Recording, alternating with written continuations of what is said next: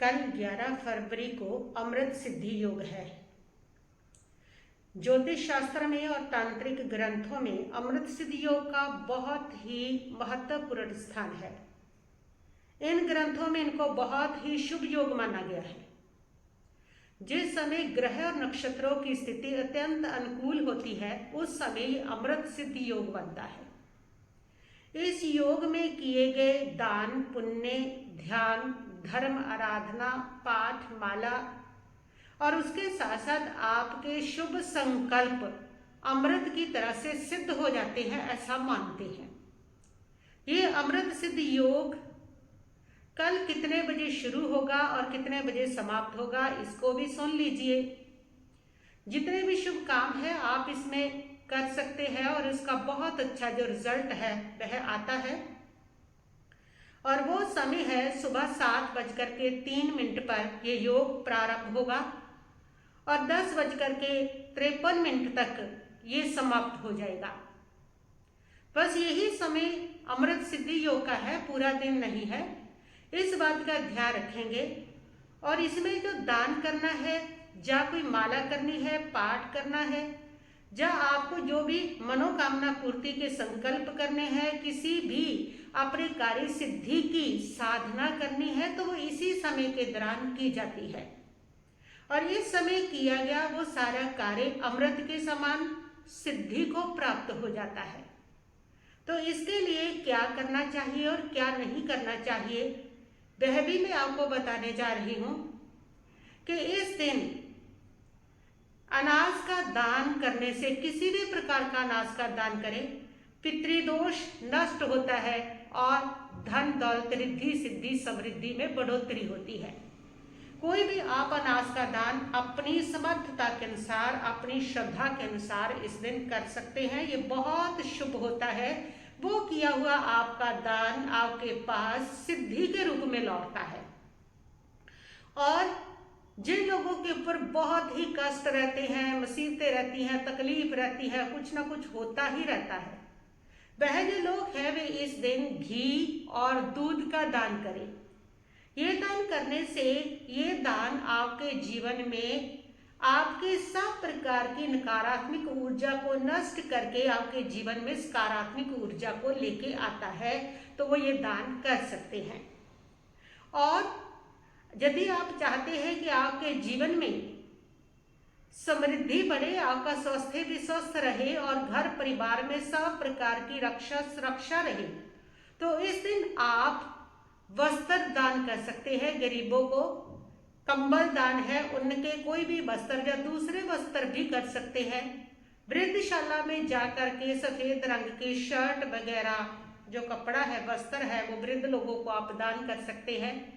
तो इस प्रकार का दान इसमें बहुत ही फलदायी हुआ करता है। तो ये तो वो दान है जो आपको इस दिन करनी है। और इस समय आपको जो मंत्र करना है वो है चंद ओम चंद पहम बंदे। व्यापार वृद्धि के लिए, धन दौलत के लिए, रिद्धि सिद्धि के लिए इस दिन आप जाप करेंगे ओम चंद पहम बंदे, ओम चंद पहम बंदे। या फिर दूसरा मंत्र है जो आपको करना है वो है ओम ह्रीं श्रीं क्लीं महालक्ष्मी नमः। ओम ह्रीं श्रीं क्लीं महालक्ष्मी नमः। ओम ह्रीं श्रीं क्लीं महालक्ष्मी नमः। ये जाप आप करें और आपके कारोबार में इस दिन वृद्धि होती है। और इसी के साथ आप शुभ संकल्प भी करें। कोई भी शुभ संकल्प अपने जीवन में करें कि मैं आज पूरा दिन क्रोध नहीं करूंगा, अभिमान नहीं करूंगा, झूठ नहीं बोलूंगा, झगड़ा नहीं करूंगा। कोई भी जो शुभ संकल्प है वो भी करें। और उसके साथ परमात्मा का 5 मिनट के लिए ध्यान करें और ध्यान करते हुए उनसे प्रार्थना करें कि प्रभु ये मेरी प्रॉब्लम है, ये मेरी समस्या है, या ये मेरी इच्छा है, ये मेरी मनोकामना है और इसको पूर्ण करने का सामर्थ्य दे मुझे। और इस दिन अगर आप अपनी कोई मनोकामना पूर्ण करना चाहते हैं तो इसी समय के दौरान 7:03 से लेकर के 10:53 तक आप कोई भी एक फल का त्याग करते हुए कि मैं 1 साल के लिए इस फल का त्याग करता हूं और उसके लिए ही मैं ये शुभ संकल्प ले रहा हूं कि मेरा काम ये शीघ्र हो जाए, मेरी मनोकामना की पूर्ति हो जाए। और ये संकल्प आपका इस समय के दौरान जो आपने किया, जो त्याग करके आपने शुभ संकल्प किया कि मेरी मनोकामना पूर्ति हो, वो अवश्य होती है। कि इतना अच्छा अमृत सिद्धि का ये योग हुआ करता है, बहुत अच्छा ही ये योग है, अमृत सिद्धि योग। और इस योग के अंदर बहुत सारे काम ऐसे होते हैं जो आपको नहीं भी करने होते, और उसका आप अवश्य ध्यान रखें। अमृत सिद्धि योग अगर मंगलवार को पड़ रहा है तो वो लोग ध्यान रख लें, इस दिन गृह प्रवेश नहीं करना और किसी नए घर का निर्माण भी नहीं करना है। इस दिन किया हुआ ये बहुत ही अशुभ होता है। और इस दिन दक्षिण दिशा की ओर यात्रा नहीं करनी, और अगर बहुत ज़्यादा आपको जरूरी है कि आपको दक्षिण दिशा की तरफ यात्रा करनी ही पड़ेगी, तो फिर आप ओम ह्रीम श्रीम अरहम नमः इसकी 5 माला करते हुए, या फिर आप किसी गरीब को जाते हुए दूध का दान करते हुए यात्रा करें। लेकिन वैसे कोशिश करें कि इस दिन की हुई जो यात्रा है, करने के लिए जो यात्रा शुरू की है उसको रोक दिया जाए। तो ये 3-4 घंटों का ही तो समय है, आराम से रोका भी जा सकता है, तो वो ज़्यादा अच्छा रहेगा। तो ये काम होते हैं अमृत सिद्धि योग में जो नहीं करने होते हैं। और बाकी जितने आपके शुभ संकल्प होते हैं वह संकल्प आपके जीवन में फलित होते हैं। और इस दिन आप कोई भी लक्ष्मी मंत्र शुरू कर सकते हैं, लक्ष्मी जी का जाप इसमें शुरू कर सकते हैं, तो वो सब भी आपके जीवन में एक अच्छा समय लेकर आता है, आपके जीवन में सुख समृद्धि को भी लेके के आता है। तो इसमें आप कोई भी जो है वो शुरू कर सकते हैं। तो कल इस अमृत सिद्धि योग 11 फरवरी सुबह 7:03 पर शुरू होगा, और 10 के वही मतलब कि 3-4 घंटे का ही है ये, 10:53 पर ये समाप्त हो जाएगा। थोड़े समय का है, शुभ संकल्प के साथ जुड़िए, शुभ साधना कीजिए, ध्यान कीजिए, जो भी आप इसमें करेंगे शुभ, वो सारा अमृत के समान सिद्ध हो जाएगा।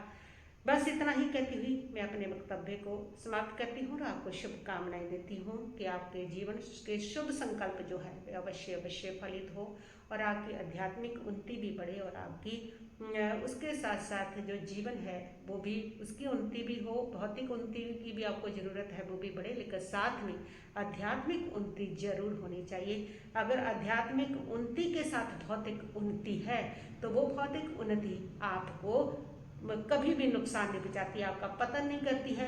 लेकिन अगर आध्यात्मिक उन्नति के बिना आप भौतिक उन्नति को प्राप्त करते हो तो आप देख ही रहे हो कि वो भौतिक उन्नति के शिखर किस प्रकार व्यक्ति का पतन करते हैं, तो वो पतन की ओर ले जाया करती है।